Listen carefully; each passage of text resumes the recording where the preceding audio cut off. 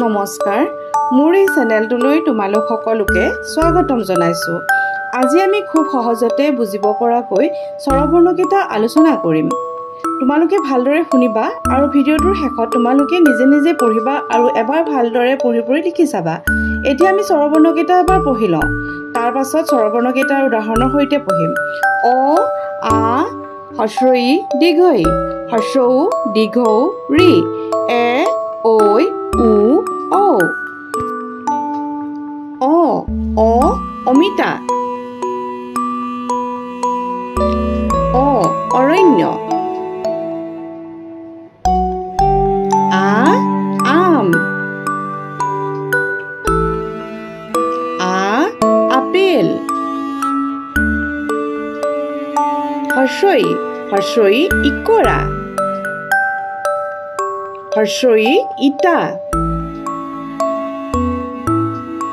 দীৰ্ঘ ই ঈগল, দীৰ্ঘ ই ঈশ্বৰ, হস্ৰ উ উট পক্ষী, হস্ৰ উ উৰাজাহাজ, দীৰ্ঘ উ ঊনসূতা, দীৰ্ঘ উ 19, ঋষভ, ঋক্ষ, একতাৰা,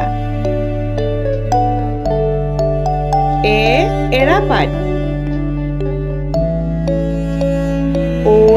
ঐক্য,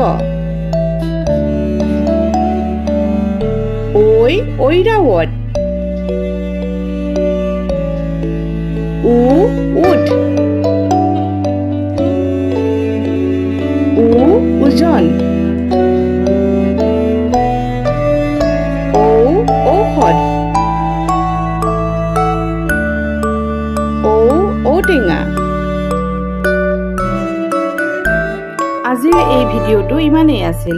ভিডিঅ'টো চাই নিশ্চয় তোমালোকে অলপ হ'লেও স্বৰবৰ্ণকেইটা শিকিব পাৰিছা বা বুজিব পাৰিছা। ভিডিঅ'টো চাই যদি তোমালোকে ভাল পালা তেতিয়াহ'লে লাইক কমেণ্ট কৰিবলৈ নাপাহৰিবা আৰু ছাবস্ক্ৰাইব কৰি কাষতে থকা বেল আইকনটো টিপি অল কৰি থবা।